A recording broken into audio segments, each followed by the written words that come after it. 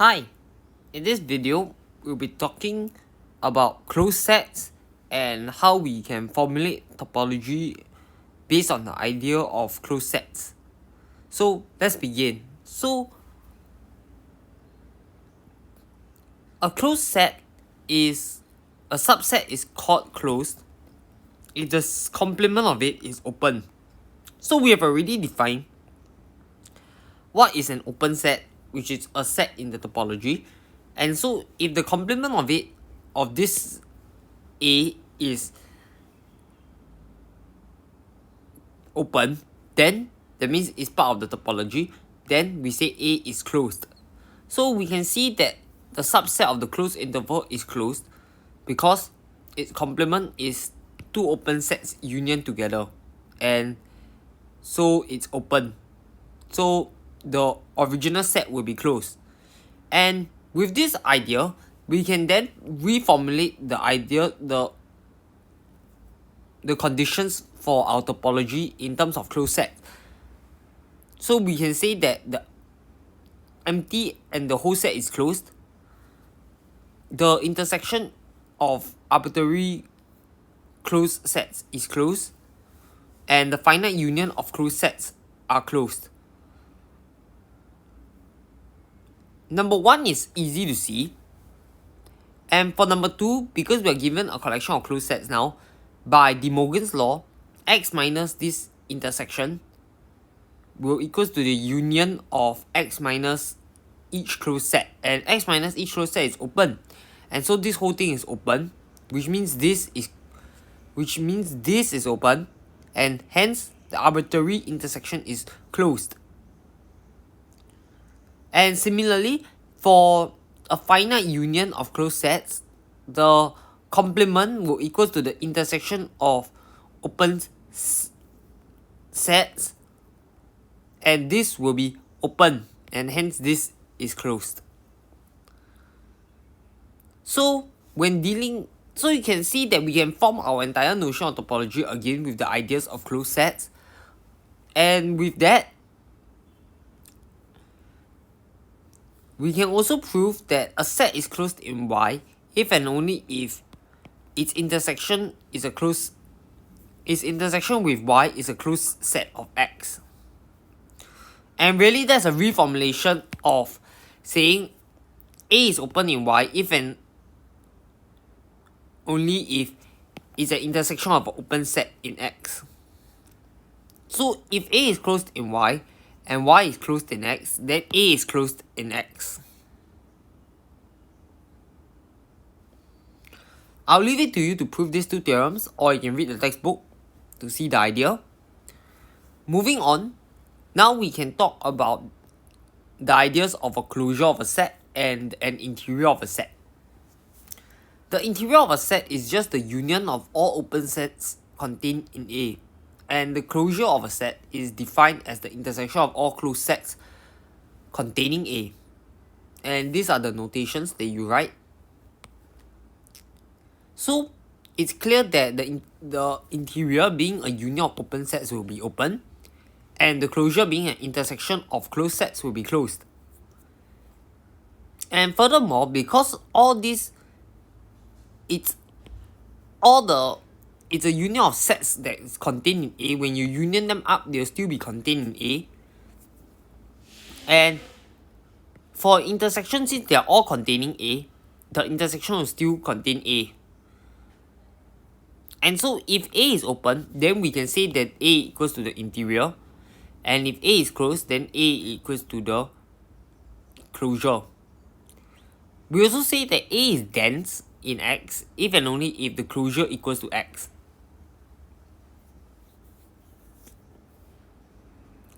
And so we can think of the interior as the largest open set contained in A, and the closure as the smaller closed set containing A. And you can again reformulate the closure and interior in terms of each other. And more importantly, we usually use the closure of a set because it has quite nice properties. One of them is the closure of A in X is A bar, then we can compute the closure of A in Y. And that will be the closure of A in X intersecting with Y. So we let B be the closure of A in Y. The set A bar is closed in X. So A bar intersecting Y is closed in Y. Since A bar intersecting Y contains A, by the definition of B equal to the intersection of all closed subsets of Y containing A, we can see that B is a subset of A bar intersecting Y. On the other hand, because we know B is closed, hence B equals to some closed set intersecting Y. And this closed set of X contains A, because A bar is the intersection of all closed sets. And we can then conclude that A bar will then be a subset of C. And hence, B would contain A bar intersecting Y.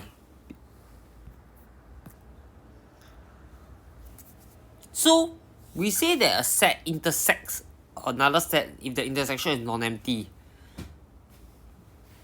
So these are just some convenient terminologies that you don't need to think too much about. So we define it to be the intersection to be empty when we say so. And we can now define what it means to be in the closure. So you are in the closure if and only if every open set containing X intersects A. And we shall prove it now. But we shall use the contrapositive to prove it, as it will be simplified. So as X is not an element of the closure, means there will exist an open set containing X that does not intersect A. So we shall prove this theorem. So if X is not in the closure, then U equals to X minus A bar is an open set containing X that does not intersect A. And we are done. Conversely, if there exists an open set containing X that does not intersect A, then X minus U is a closed set.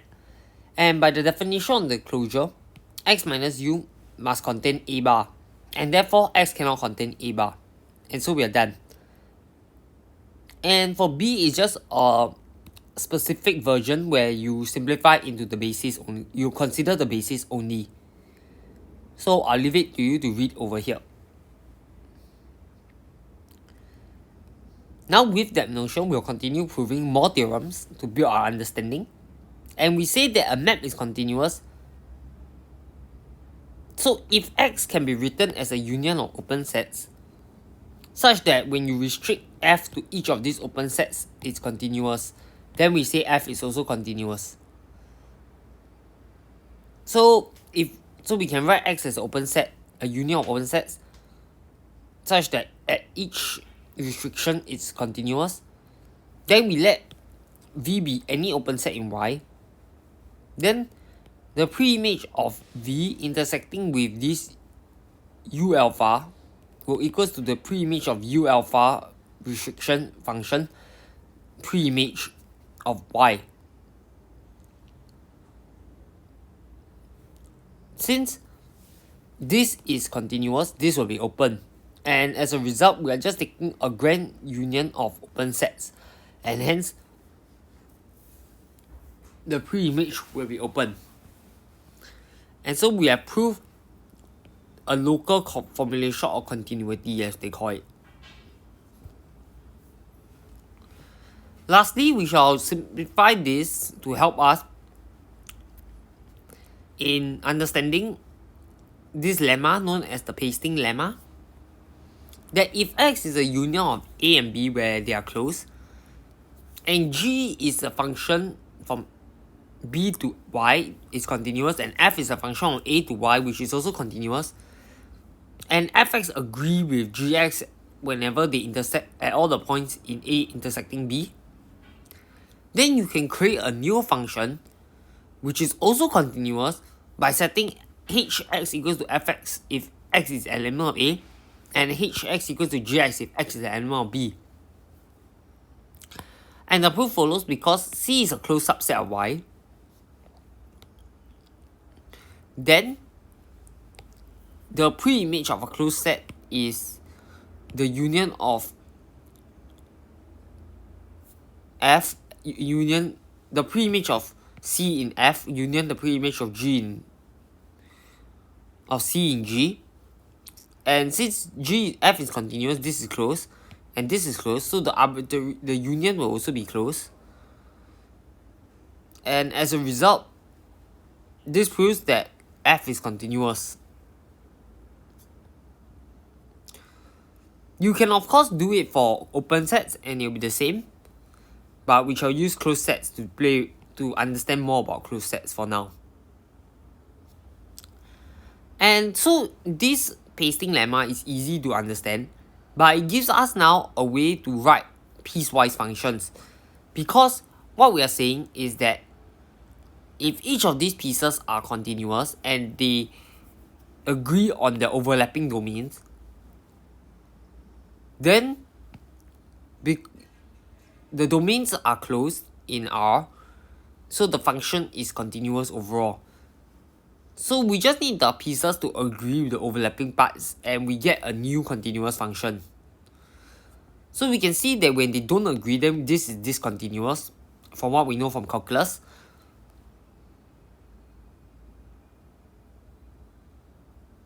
And hence, this really gives us the reason why piecewise continuous functions is still remaining continuous if they agree on their domains. I've come to the end of this video.